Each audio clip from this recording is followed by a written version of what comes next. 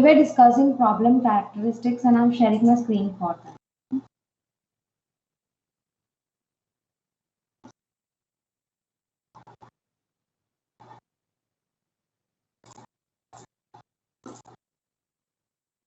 The thing here is that my voice is audible. आ रहा है आवाज मेरा? Yes, ma'am.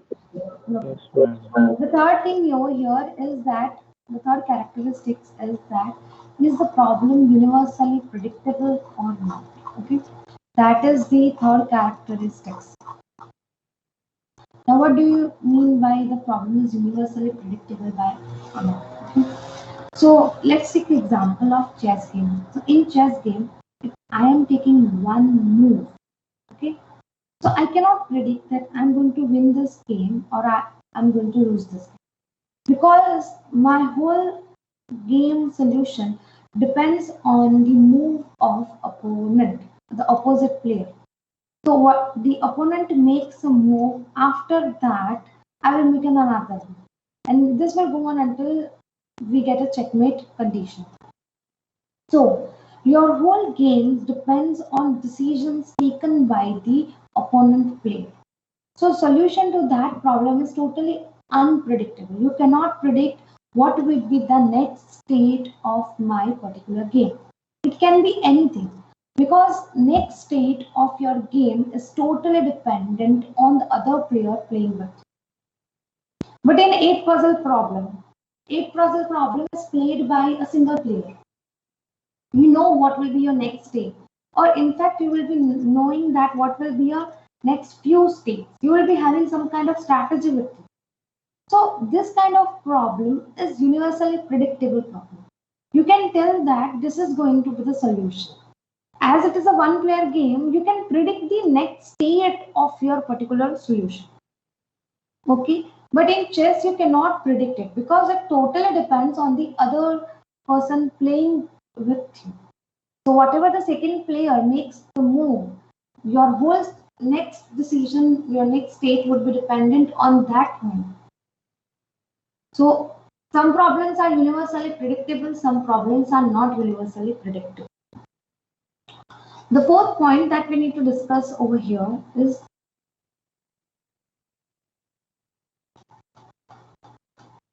a good solution absolute or relative? Is a good solution absolute or relative? Now look at the database in front of you. You are given 7 statements. Marcus was a man. Marcus was a Pompeian. Marcus was born in 40 AD. All men are mortal. All Pompeians died when the volcano erupted in 79 AD. No mortal lives longer than 150 years, and it is now 1991 AD. Now we have to prove using 7 statements that Marcus is dead. Now, which statements support the fact that Marcus is dead? Anyone would like to tell me that, ma'am ये statement prove करता है कि Marcus अब जिंदा नहीं है?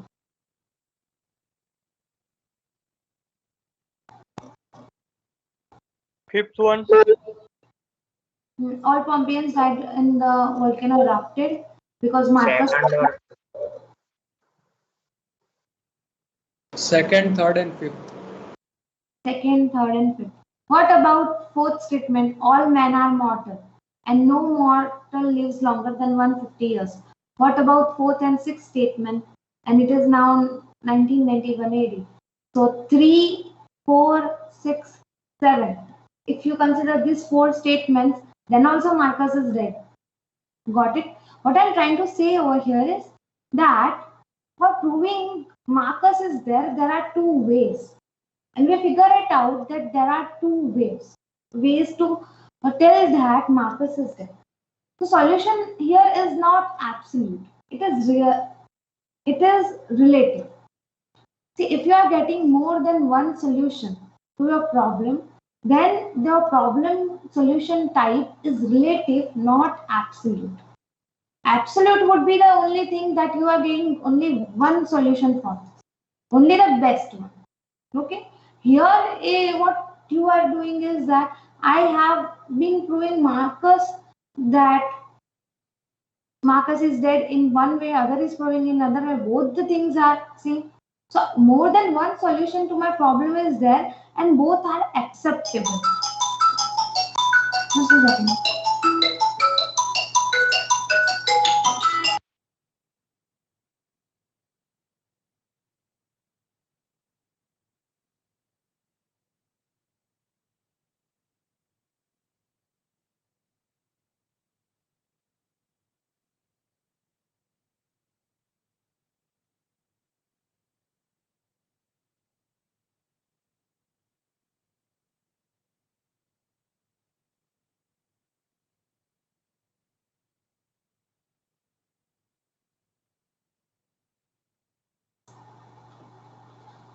So what is the proof? Over here I have these two solutions. These are both way of proving that Marcus is dead. So one solution is now. You should find a path that lead to only one solution. Then only your solution is absolute not related. अब यहाँ पे दोनों चीजें valid है, तो ये solution इसका type हुआ रिलेटेड, ठीक है।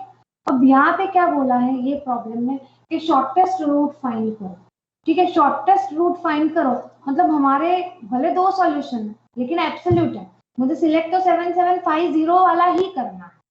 क्यों? क्योंकि शॉर्टेस्ट बोला है, अब दिख रहा है सामने के शॉर्टेस्ट पाथ तो 7750 है, तो वही सिलेक्ट करना है। एक ही सॉल्यूशन है जो बेस्ट है, बस बाकी के सॉल्यूशंस इग्नोर करने हैं।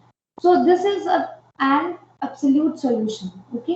एब्सोल्यूट सॉल्यूशन अगर शॉर्टकट ट्रिक आपको यूज करनी है तो कोई भी प्रॉब्लम हो उसके more than one solutions valid हो, ठीक है, तो वो रिलेटिव में जाएगा। और कोई भी प्रॉब्लम हो उसका एक सिंगल सॉल्यूशन हो, जैसे कि वाटर जग प्रॉब्लम, ठीक है, उसका 2 0 2 3 2 4 सब वो रिलेटिव सॉल्यूशन है।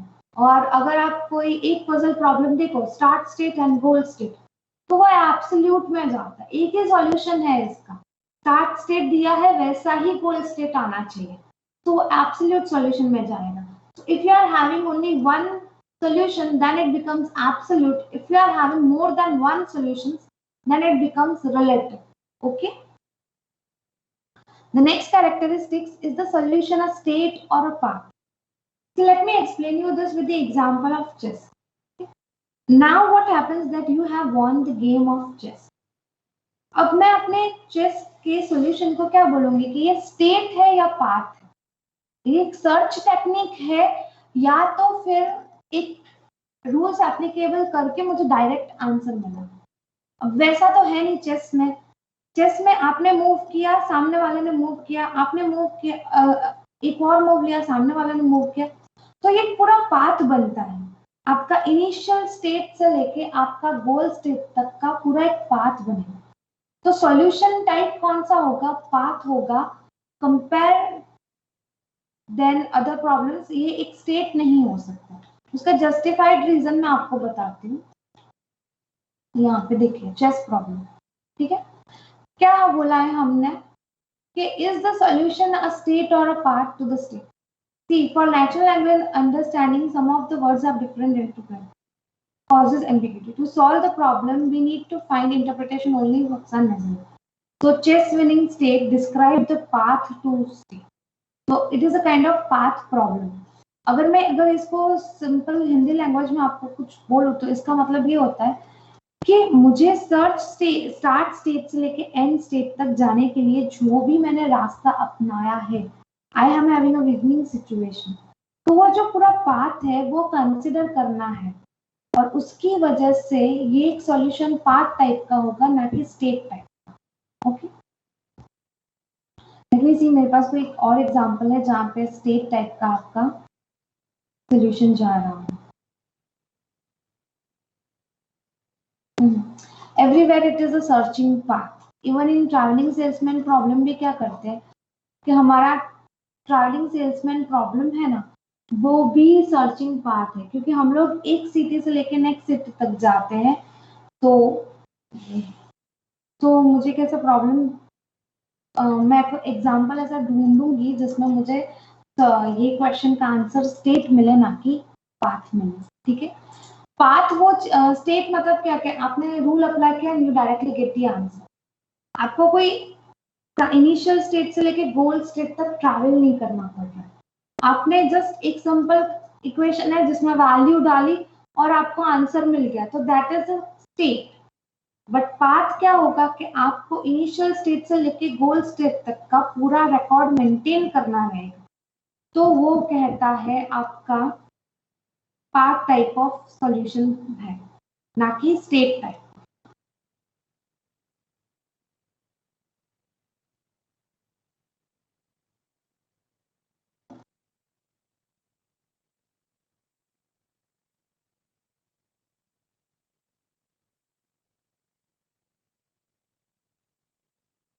सी 2.5 के बाद 2.6 और 2.7 नहीं दिए हैं, जो आप यहाँ से रेफर करना। 2.6 is what is the role of knowledge. So आपको whenever a problem is given to you, just need to identify what knowledge is required for particular problem to be solved. For example, if I am having chess game, then I should be knowing how to play this game and what are the constraints are for each particular member on the board. See, for knight, you know that it can take 1.5 step. Pawn, you know that it can take 1 or 2 at the max initially. Then for queen, if there is no obstructions in between, then it can move in any direction. King can only move when there is something we are having facing a situation of checkmate. Castle can only move in the straight direction. So that are the constraints. So if you are knowing how to play the game of chess, then and then only you are able to program it. Okay. So what is the role of knowledge in this particular problem? The role of knowledge is that you should be aware about how to play the game, what are the constraints of playing in this game, in the game. Okay, that is what is required over here in the role of knowledge. For example, for a water jet problem, what you need as a knowledge, you will be requiring. हाँ एक minute I जाओ mute कर दूँ.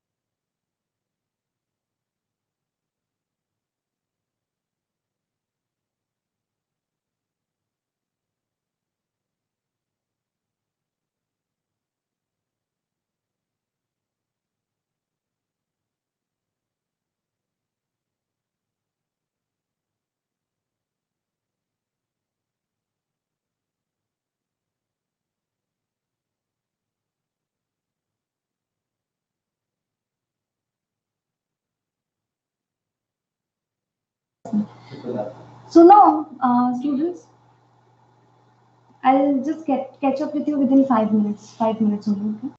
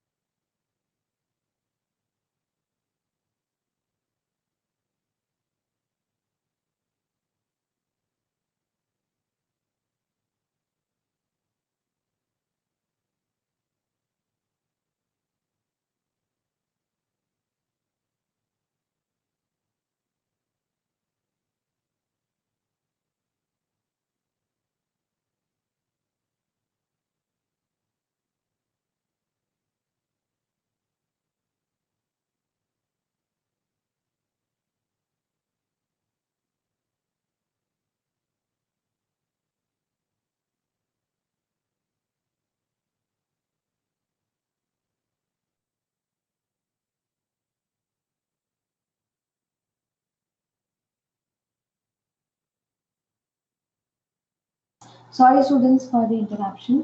मैं screen share कर देती हूँ. हम कहाँ पे थे? सॉल्यूशन स्टेट और पाथ. ठीक है, ये चीज तो हमारे डिस्कस हो गई थी. अब 2.6 था कि what is the role of knowledge. Chess game खेलना है तो उसमें रोल ऑफ नॉलेज क्या होना चाहिए? गेम खेलना आना चाहिए, कंस्ट्रेंट्स पता होने चाहिए. एक पजल प्रॉब्लम में भी सेम चीज है. वाटर जेट प्रॉब्लम में रोल ऑफ नॉलेज क्या रहेगा, कंस्ट्रेंट्स क्या रहेंगे। सी वाटर जेट प्रॉब्लम में आपको 12 के 12 रूल्स बनाने आने चाहिए। दूसरी चीज आपको अजम्पशंस पता होने चाहिए, जो मैंने आपको बोले थे उस टाइम कि ये अजम्पशन और ये कंस्ट्रेंट है कि जैसे कि यहाँ पे स्पेलिंग गलत है, सॉरी, जैसे कि आपको पता होना चाहिए कि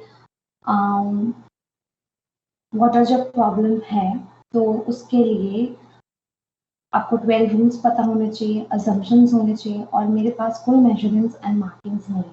और उसके अलावा मैं क्या और नॉलेज रख सकता हूँ इस वाटर जग पर्टिकुलर प्रॉब्लम के लिए। सेम थिंग आप एक पजल प्रॉब्लम के लिए भी देख सकते हो। ट्रैवलिंग सेल्समैन प्रॉब्लम के लिए, ट्रैवलिंग सेल्समैन प्रॉब्लम के लिए आपको पता होना चाहिए कि ट्रैवलिंग सेल्समैन में उसका कंस्ट्रेंट क्या है।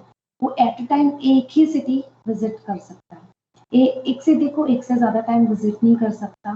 दूसरी चीज हमें ये पता होना चाहिए कि वहाँ पे क्लोज साइकिल अंदर इंटरनल साइकिल्स नहीं फॉर्म होने चाहिए, जैसे कि हैमिल्टन साइकिल्स जो कहते हैं ग्राफ के अंदर, वो वहाँ पे ट्रैवलिंग सेल्समैन प्रॉब्लम में फॉर्म नहीं होने चाहिए।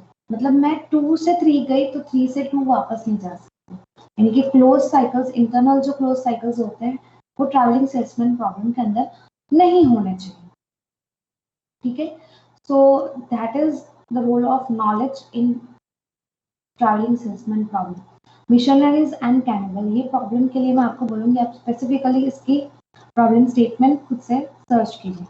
टावर ऑफ हेनॉय, टावर ऑफ हेनॉय में आपको पता होना चाहिए कि जब आप लोग रिंग्स मूव करते हो वन पैक से सेकेंड पैक और थर्ड पैक के अंदर, तो आपको पता है कि रूल ये है कि larger rings should reside at the bottom and smaller at the top. So ये कंस्ट्रेंट है जो आपको पता होना चाहिए। देन 2.7 जो है, it is does the task require human interaction. Okay, अब आप कोई प्रॉब्लम सॉल्व कर रहे हो, ठीक है, उस बीच में आपको डिसाइड करना है कि ये प्रॉब्लम सॉल्व करने के लिए मशीन को मेरा इंटरैक्शन बीच में कहीं जरूरत पड़ेगी या नहीं पड़ेगी। ठीक है, that is the core concept of this के human interaction is required or not. Or if you are posing some problem to the machine and machine is itself giving you the solution without your assistance, then your no interaction is required at all. So if you are playing chess game, interaction is required, yes. Okay, you are a player and the second player. So if you are making a move, then only the computer will make a move. The human interaction for solving the problem is required. ठीक है, अब एक puzzle problem में आप ऐसा करो कि आपका जो करंट स्टेट है उसका पिक्चर कैप्चर करो और वहां पे आप ट्रांसमिट कर दो, कंप्यूटर को दे दो। It will solve it and give you with ये स्टेप्स लो और आप अपना सोल्यूशन आपको मिल जाएगा। सेम चीज हम लोग रूबिक्स क्यूब में करते हैं, हम हमारा क्यूब का फोटोग्राफ दे देते हैं and then computer program shows me कि आप ऐसे मूव करोगे तो आपका क्यूब सॉल्व हो जाएगा। So that kind of problems do not require any human interaction. You just pose the problem and you get the solution. But some problems that playing a game, two-player game, and if one of the player is computer, then some kind of interaction or human communication is required. So you need to identify that it is my problem. Human interaction is required or not. For water jet problem, no human interaction is required. You just run the BFF DFS technique and you will get the answer. That is the thing. Now, two types of interaction is there. Okay, the definition is in front of you. One is solitary and other one is conservation. Solitary is in which computer is given a problem description and produces answer with no intermediate communication, no demanding for the reasoning process. So that is solitary. Conversational means that human interaction. Some intermediate communication of a person with the computer is required. Additional assistance from human is provided to the computer so that we can get the information. The last is problem classification. You need to identify to which category this particular problem is belonging. See, when your problem is given to you, you must identify, is it a classification problem? Is it a other kind of prediction clustering problem? So that is what is the 8 characteristics. We are not putting more emphasis on 8 characteristics, but this 7-1, this which I have just given the points to you people that are important. So first was decomposable, second was undone, ignorable, irrecoverable. The third was universal, predictable. Fourth was solution absolute or relative. Fifth one, state or a path. I have to move along a path to find my solution, or I'm just getting directly my solution. Sixth one, what is the role of knowledge? And seventh one, this interaction with human. So what kind of interaction is required, solitary or conversational? That is what is in it. And then the next thing is production system characteristics. There are 4 terms here it is given. One is monotonic production system. This is basically some kind of characteristics that if you are developing a system and if you are applying a rule in monotonic production system, so applying of a rule never prevents you applying of another rule. And totally opposite is non-monotonic production system. But if you are applying the rule, then after another rule is not applicable. Okay. Partially commutative production system. So if I apply rule number A and then after rule number B, my result would be C. And it doesn't matter if I apply rule number B and then rule number C, the result is going to be the same. So sequence of rule, in which sequence are you applying the rule, it doesn't matter in partially commutative system and commutative system. Commutative system comes with an advantage, it is monotonic also. So prevention of rule, applying of one rule will never prevent applying of another rule. And in partially commutative system, it is not always, it is monotonic. Sometimes it is non-monotonic production system also. Example you can see for partially commutative and monotonic system is theorem rule. Okay, so applying of one rule will never prevent you from applying of another rule. That is partially commutative system. Then non-monotonic system, robot navigation. So somewhere you have navigated. It happens while programming and giving commands to drones, and we have observed that if you are commanding something, so one thing cannot be possible. Okay, making a turn or something while operating the drone, if you have observed that. Not partially commutative system and monotonic. Chemical synthesis. I apply chemical A, chemical B, we are not going to get chemical C. A sequence of procedure needs to be followed at that particular time by synthesizing some chemical. Okay, bridge is one kind of game. Okay, so that particular game is an example of not partially commutative and non-monotonic production system. So here are the examples. If you want to look at it, how it happens, then you can go. But this 4 thing you just need to remember, kind of a definition. Nothing more could be asked from this. And by this, I would like to summarize this particular chapter for you. See, here this particular thing is already explained to you. Design issue while I was discussing the water jet problem. That instead of if you are using tree data structure for a water jet problem, if you are using graph data structure, then it would be much more better. Because tree is undirected and graph is directed. So if you are getting 4-3 node again, so in tree you have to generate a new node. But in graph you just need to make it pointed out to the previous node. You just need to find out which node is better. Okay? Students, I would like to conclude as I promised at 3:30. I summarize this particular chapter. This chapter 2 is over. From my side, in your particular mid-semester examination, which is on 26th August, you would be having examination on 26 after 1 week, you will be having 1 and 2 chapter. Okay, this first and second chapter from my side you will be having in this artificial intelligence unit test 1.